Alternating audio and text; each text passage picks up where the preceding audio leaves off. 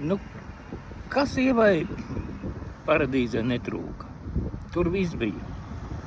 Ēdiens, dzēriens, dzīvi pa brīvu, ne pa ko nav jādomā, peldi ezeros un klausies dievvārdu, klausies dzīvības koku, skaties tur, lasi no to.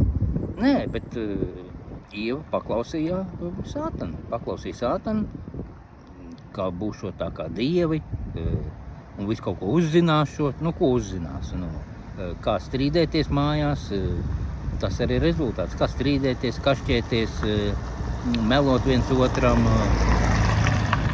kredītus maksāt. Nu, to arī dabūja.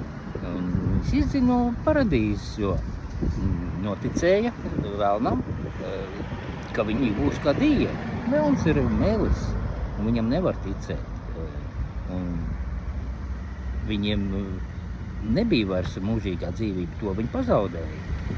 Un nokļuva visās dzīves grūtībās.